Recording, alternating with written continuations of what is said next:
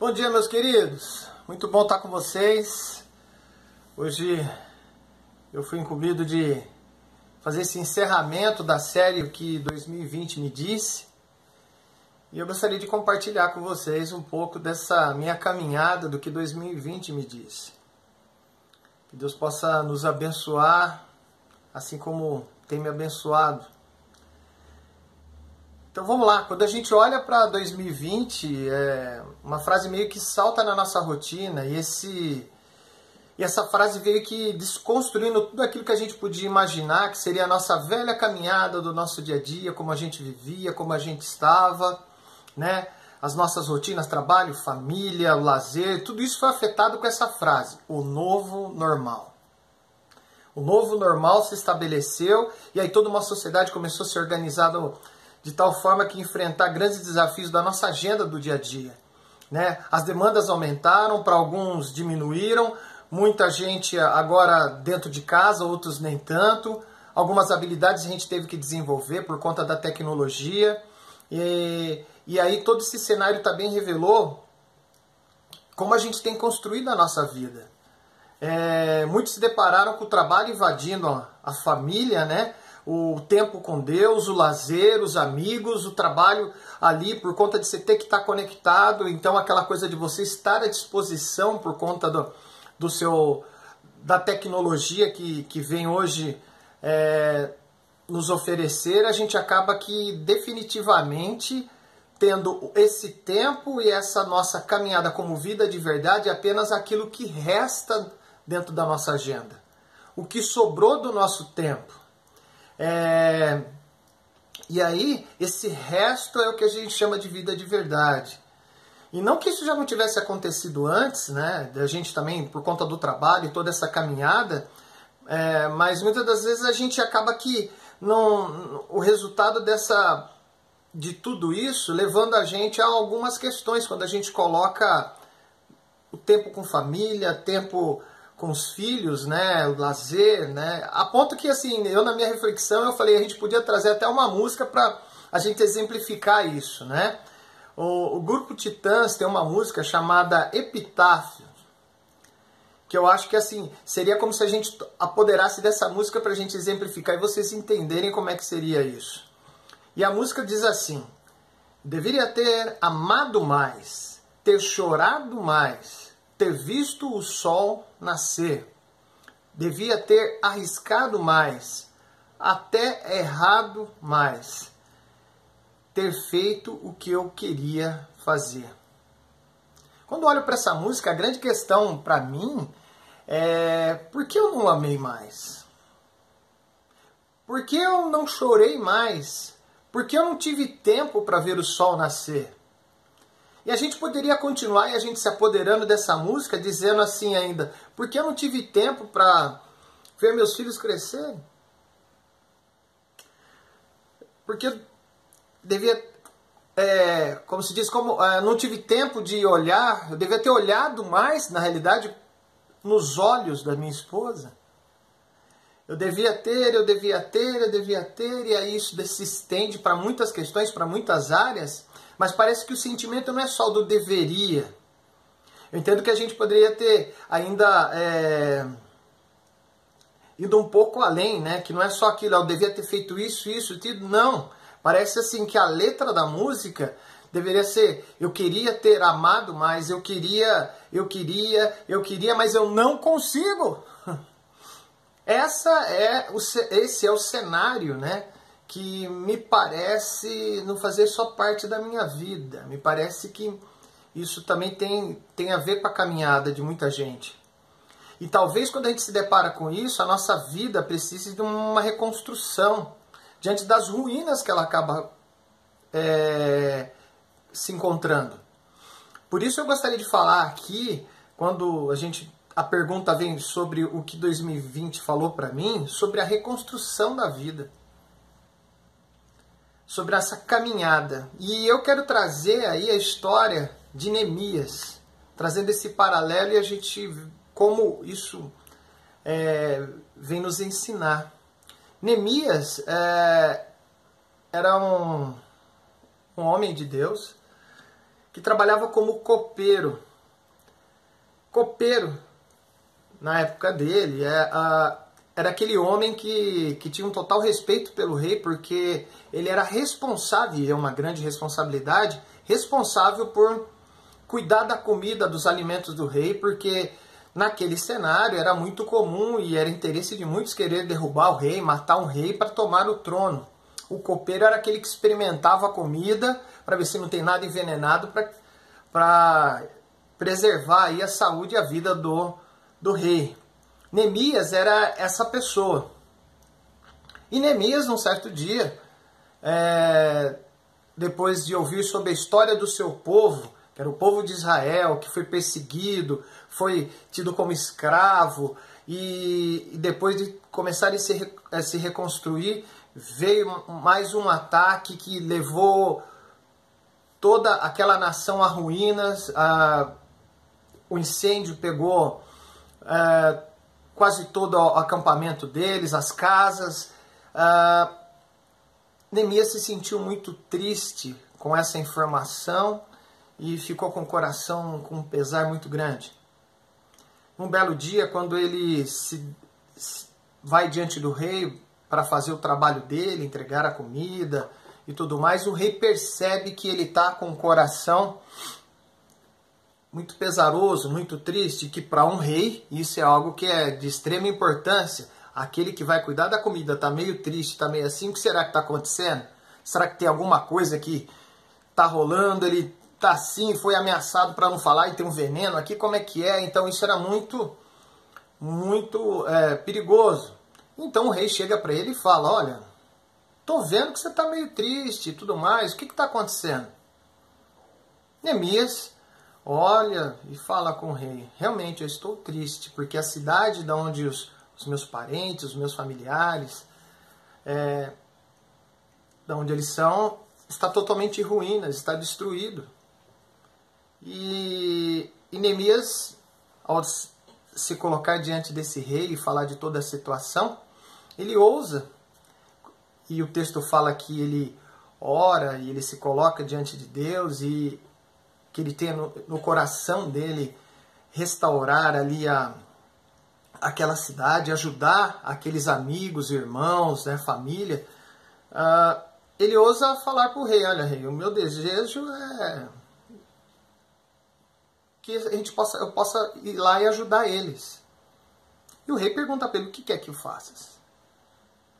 E aí o rei, ele pega e fala para o rei: olha, eu gostaria de ir, gostaria de começar toda a reconstrução disso, e vou precisar desse tempo. E aí ele consegue negociar com o rei e vai até além. Ele pede mais coisas para o rei, fala: olha, eu vou passar por cidades. Então ele se organiza, fala: eu vou passar por cidades, gostaria de uma carta com autorização, eu sei que lá vão precisar de madeira, de material, gostaria que o rei pudesse me outorgar isso e eu poder ir para lá. O rei fala: mas eu também preciso de você aqui, quanto tempo é isso? E ele também estabelece um tempo, ele se organiza, e aí o rei concede isso para ele, e ele vai debaixo de oração, e ele vai para a cidade para rever aí seus familiares, seus amigos. E aí aonde começa o texto que eu queria compartilhar com vocês para a gente trabalhar com aquilo que 2020 veio dizer ao meu coração. Neemias, ele chega na cidade, primeiro ele ronda, ele olha, ele observa, vê a situação que a cidade está, até que ele chega aqui no texto de Neemias, nessa versão que é a nova versão transformadora, que é no capítulo 2, o versículo 17 e 18, ele diz assim: mas então eu lhes disse: vocês sabem muito bem, aí Neemias falando, vocês sabem muito bem da terrível situação em que estamos. Esse contexto é quando o Neemias chega, depois que ele observou tudo, ele chama todo o povo, e aí ele diz isso: vocês sabem bem da terrível situação em que estamos. Jerusalém está em ruínas, e as suas portas foram destruídas pelo fogo. Venham, vamos reconstruir o muro de Jerusalém e acabar com essa vergonha. Então lhes contei como a mão de Deus tinha estado sobre mim, e relatei a minha conversa com o rei. E eles responderam: sim, Vamos reconstruir o muro. E ficaram animados para realizar essa boa obra. Quando eu olho essa história, né, diante daquilo que eu passei nesse ano de 2020, eu estava estando muito estagnado, totalmente desmotivado. Me deparei fazendo uma análise sobre a minha vida e eu cheguei à conclusão que assim como Neemias olhou para aquele cenário todo, eu fiz isso também com a minha vida. Eu achei que situação terrível. A minha agenda não tinha espaço de qualidade com a minha esposa, com meus filhos, com lazer. E com a coisa mais importante, com Deus. Quando eu olhei tudo isso, eu falei, meu Deus. E o pior é que eu já sabia disso, porque não foi só 2020 que falou, foi 2018, 2019, também durante as minhas mentorias. Mas aí é que entra a grande questão. A gente acaba acostumando a viver em certas situações a ponto que isso se torna normal. E aí, a primeira questão que é importante para a gente aprender diante dessa história e de tudo isso que eu gostaria de passar aqui para os queridos, o primeiro ensinamento que eu queria trazer aqui é que a gente deve ser sincero com a gente mesmo. Seja sincero consigo mesmo. Porque vai chegar um momento que a gente vai se acostumar tanto, isso se torna normal. E a gente acaba perdendo o nosso tempo, deixa de crescer, ver os nossos filhos crescerem. Se a gente não for sincero com nós mesmos, a nossa situação, a nossa situação nunca vai mudar. Porque a gente não vai perceber como nós estamos. Então, aquilo que não incomoda não vai fazer parte da sua construção. Ou seja, se você quer construir uma vida onde o normal é não ter o seu relacionamento, não ter tempo para a família, não ter tempo para os filhos, né? Estar presente no crescimento dos seus filhos, você viver somente, por exemplo, para o trabalho, você está construindo uma vida perigosa. Você está aí, a qualquer momento isso vai ruir, a qualquer momento isso é algo que vai desabar. E a gente tem que ser sincero com nós mesmos, e às vezes é muito difícil, porque é muito fácil a gente falar assim, não, mas é normal, eu vejo lá, a gente conversa um pouco com a esposa, não, mas não trata as coisas de acordo, palavras acabam se divergindo, muita coisa acaba se conflitando. Primeira coisa, seja sincero. O que Neemias fez ali? Ele pegou e colocou assim, olha, que situação, vocês sabem que situação terrível nós estamos. Ele falou, vocês estão me ruindo aqui. Ou seja, ele foi sincero, a gente precisa mudar isso. Se a gente não chegar primeiro a essa conclusão, a gente nunca vai conseguir caminhar. A gente nunca vai começar a ter essa reconstrução da nossa vida. A gente não vai aprender a ter uma vida de verdade. E para aprender a ter uma vida de verdade, a gente precisa começar do jeito certo. E aí a segunda coisa que eu queria compartilhar com vocês. A gente começar do jeito certo. Primeiro, a gente precisa ser sincero com nós mesmos. E a segunda coisa é a gente começar do jeito certo. E a primeira coisa que a gente deve fazer para começar é começar com Deus. Começar com Deus. Neemias 2,18, ele fala assim, então, né, que é o que a gente estava lendo, o texto que a gente está aqui, né? Então lhes contei como a mão de Deus tinha estado sobre mim e relatei a minha conversa com o rei. Neemias ali, ele tinha, antes de toda essa história, desde quando ele ficou sabendo a respeito do que tinha acontecido, ele se colocou diante de Deus. Ele buscou primeiro, antes dele executar, ele buscou a Deus, ele orou. É muito comum a gente querer assumir as rédeas da nossa vida, a gente querer caminhar, querer decidir o que é certo e o que é errado, e na construção da nossa vida, referência de todo tipo vem. Parece um supermercado. Tem esse tipo, você pode dessa forma, mas qual que é o jeito certo? Assim como aquele povo teve Neemias, que veio e trouxe orientação, vamos caminhar aqui, povo, vamos lá, e tudo mais. Um homem usado por Deus para recomeçar a construção da vida daquele povo.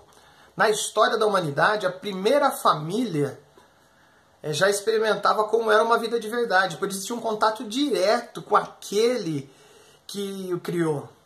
Eles sabiam como era ter uma vida de verdade, mas eles preferiam seguir o seu próprio curso e decidir como seria a sua vida. e acabaram cultivando, em vez da vida, morte. A herança de tudo isso permanece até hoje.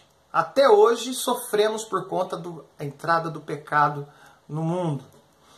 E nisso a gente se tornou desconectado daquele que tem a vida, que diante de tal cenário nós não temos o que fazer, fomos desconectados de Deus. Como é que vamos saber o caminho correto, sendo Ele que tem o dom de todas as coisas, do que é bom, do que é melhor para nós? A gente não tem o que fazer. Porém, o próprio Deus encarnado, Jesus Cristo, entrou na história para mostrar que já existe um novo normal há muito tempo.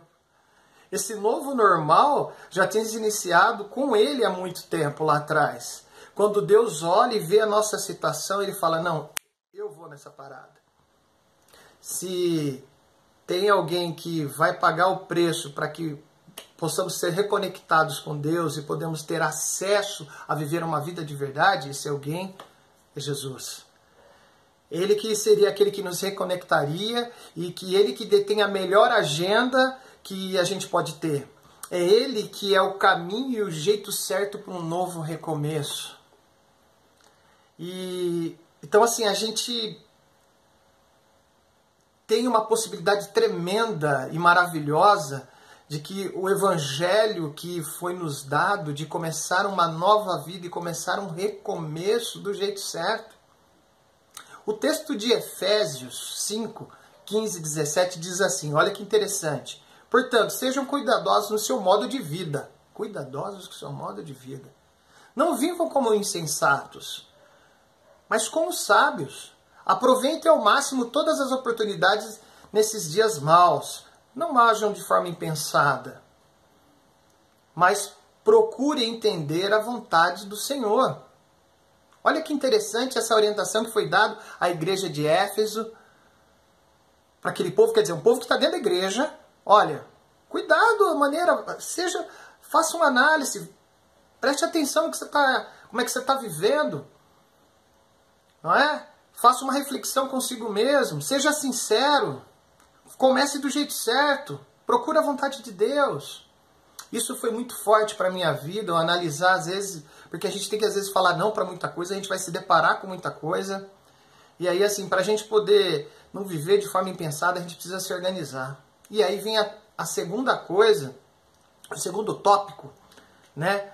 Para a gente começar do jeito certo. A gente começa com Deus e também com organização. Eu sempre peguei e olhei a agenda, né, dessa forma mais comum.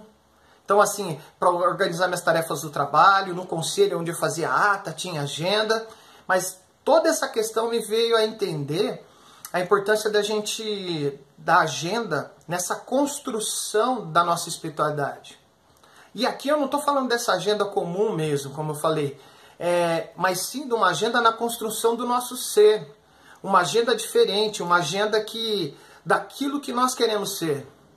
Queremos ser como pai. Então, assim, qual é o pai que você quer ser? Qual o marido?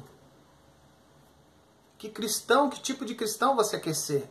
Se a gente não se organizar, nós sabotamos a todo tempo, nós queremos sabotar de um jeitinho ali. Depois eu vou, depois eu leio, depois eu vejo. Mas a gente precisa entender que algo dentro de nós cada vez quer dar um jeitinho para fazer isso, para tentar, né?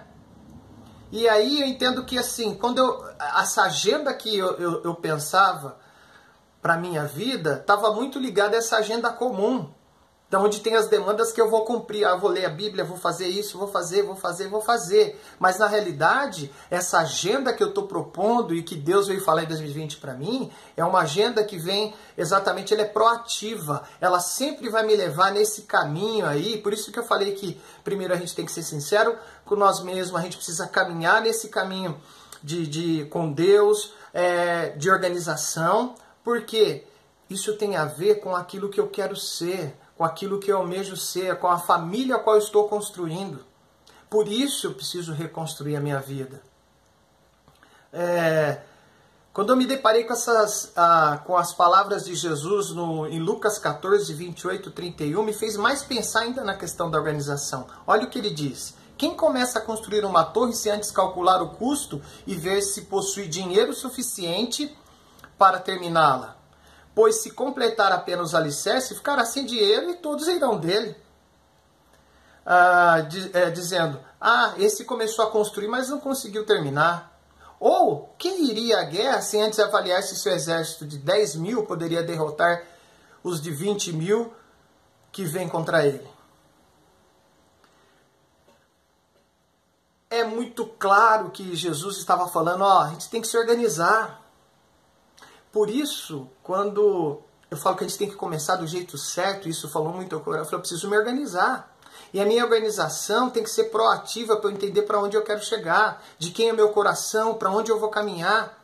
Se eu entendo que o meu coração é de Deus, do Senhor Jesus Cristo, daquilo que Ele fez por mim, do amor que Ele tem, eu tenho que caminhar e tenho que avaliar e organizar isso. Neemias também começou do jeito certo, porque ele se organizou, ele colocou diante do rei lá, ele viu suas necessidades, ele organizou a agenda, e o mais importante, ele confiou em buscar os seus recursos não em si mesmo, mas em Deus.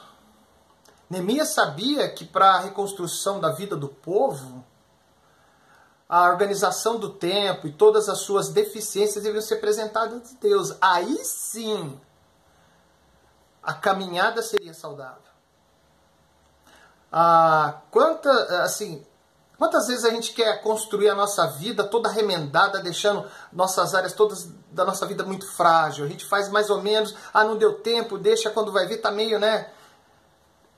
Por isso eu lhe pergunto, quantas vezes você parou para organizar a sua vida para um caminho daquilo que você gostaria de ser? Quantas vezes falou, não, peraí, se eu quero ser um pai de família, onde eu tenho tempo de qualidade com a esposa, estou acompanhando, quantas vezes você parou para organizar isso?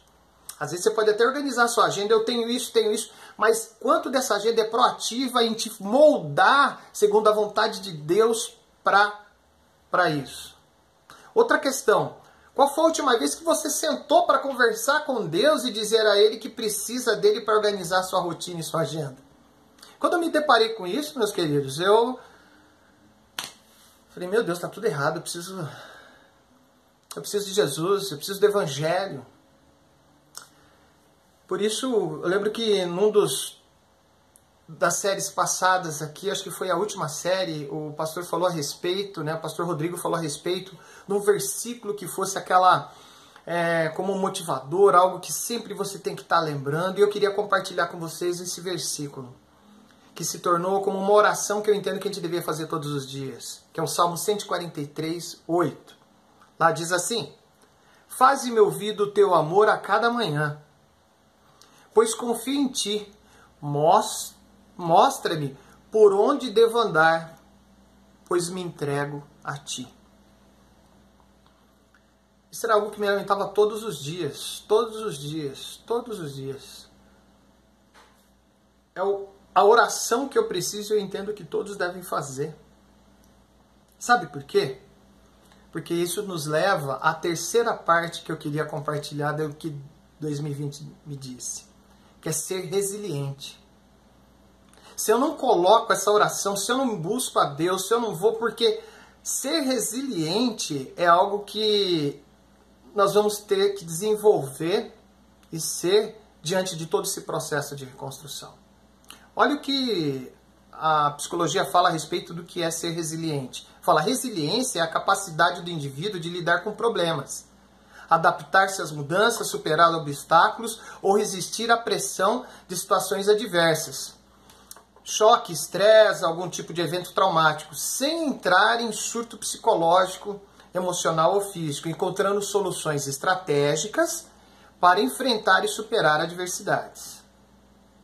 Quantas vezes você já percebeu que em determinada área da sua vida, ou você entendeu e falou, pô, eu estou assim igual o Júnior, agenda, meu tempo de qualidade com a família, a pessoa que eu desejo ser, que eu quero ser, o cristão que eu quero ser, e aí você fala, pô, eu fiquei triste porque eu gostaria que fosse assim, né? E aí, até porque isso acaba fazendo mal danado, né? Os filhos, nunca vejo meu pai, minha esposa, né?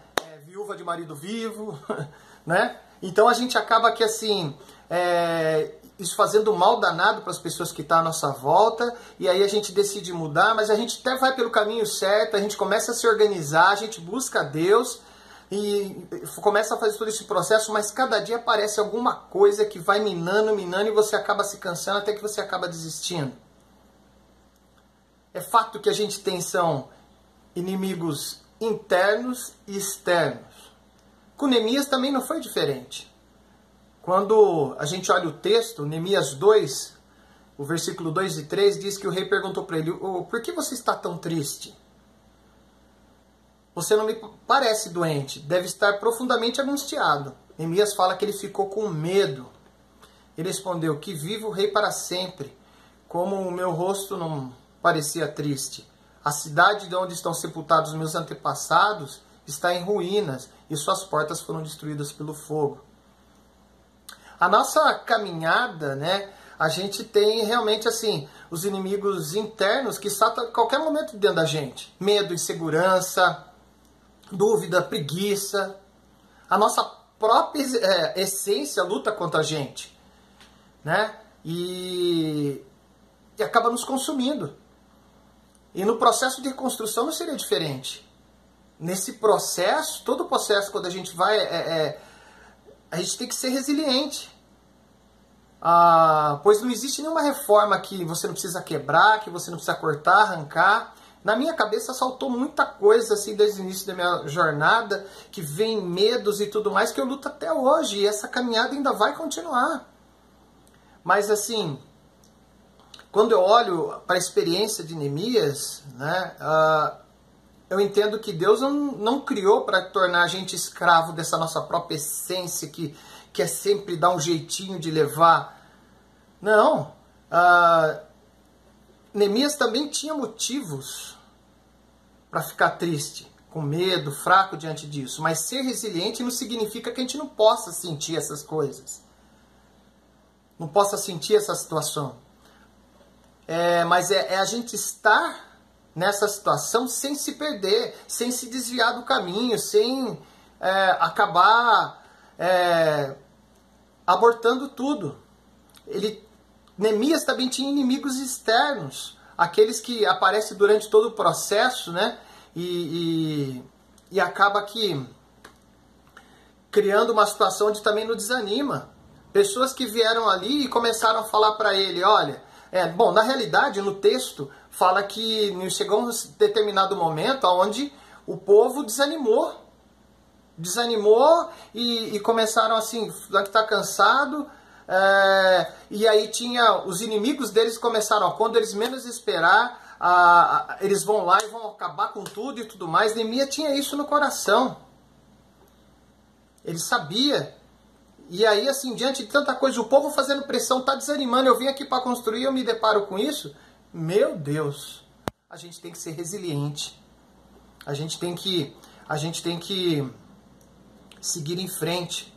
Quando 2020 me mostrou isso, a importância da gente sentar e começar a construir a agenda, assim como Neemias, eu também comecei a enfrentar todos esses inimigos. As novas demandas, mas a gente tem que ser resiliente. E a gente precisa entender que aquilo que nos faz andar não pode ser a nossa própria força. A nossa caminhada ela tem que ser sustentada pelo nosso relacionamento diário com Deus. O que vai manter a gente resiliente é a nossa caminhada com o Pai, oração da manhã, oração da tarde, é a gente se derramar com o coração diante de Deus, é querer experimentar o plano de Deus, a agenda de Deus na nossa caminhada, para que a gente possa experimentar uma vida de verdade, é caminhar a ponto que os outros olhem e percebam, assim como perceberam com o povo de Neemias, a obra que Deus está fazendo, e Ele quer realizar também na sua vida, assim como realizou na minha. E aqui, quando eu olho, eu vejo o texto, eu queria exatamente conduzir agora a gente a pensar um pouco. O texto de Neemias 6, 15 e 16 diz assim: por fim, no dia 2 de outubro, 52 dias depois que começaram o trabalho, o muro ficou pronto, e quando os nossos inimigos e nações vizinhas souberam disso, ficaram assustados e se sentiram humilhados e perceberam que a obra havia sido realizada com a ajuda do nosso Deus. Meus queridos, eu entendo que Deus é maravilhoso. Ele quer realizar essa obra e Ele quer trabalhar na sua vida. Por isso, quando 2020 olhou para mim e falou, olha, dá uma olhada na sua vida. Seja sincero consigo mesmo. Olha como é que tá. Eu fui sincero comigo mesmo. Eu falei, eu preciso de um recomeço.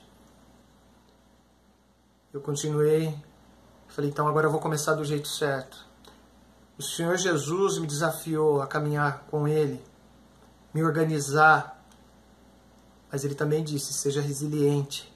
Vai ter inimigos internos que vão vir aqui de dentro. Vai ter os externos. Mas eu estou contigo. E as pessoas, assim como aquele povo, o pessoal percebeu, não foi pela força deles. E não é mesmo, meu querido. É com a força do nosso Senhor Jesus Cristo. É isso que eu gostaria de deixar. E queria de deixar com vocês, mais uma vez, essa oração que me acompanha. Esse versículo do Salmo 143. Para que o Senhor Jesus venha abençoar a nós todos os dias nessa nossa reconstrução da nossa vida. Salmo 143, versículo 8, diz assim, se você quiser pode acompanhar essa leitura. Faze-me ouvir do teu amor a cada manhã, pois confio em ti. Mostra-me por onde devo andar, pois me entrego a ti. Vamos orar, que Deus abençoe a cada um de vocês. Que vocês tenham uma excelente semana, que essa palavra, assim como foi abençoadora para mim, seja abençoadora também para você. Que o Senhor Jesus Cristo também venha ajudar você na reconstrução da sua agenda. Aquela agenda, uma agenda que vai levar a você a ser aquilo que você deseja. Um bom pai, um bom filho, um bom cristão. Vamos orar? Senhor Deus, ó Pai, abençoa-nos, ó Senhor, para que possamos entender o Teu querer, ó Pai, e aprender a caminhar, reconstruindo a nossa vida, ó Pai, não com nossas forças, mas sim com as Tuas forças. Abençoe a cada família, ó Pai, que possamos entender nessa construção da vida, ó Pai, que aquele que detém a melhor agenda, aquele que detém o melhor para nós é o Senhor Jesus Cristo. Que possamos segurar na mão de Jesus e caminhar, sendo resilientes, sendo movidos pelo Teu Santo Espírito, com a plena confiança naquele que nos amou primeiro e que quer nos dar o melhor. Abençoe a Tua igreja, abençoe a cada um, em nome de Jesus. Amém e amém. Meus queridos, Deus abençoe a cada um de vocês. Tenha uma semana aí abençoada. Eu gostaria de dar a bênção.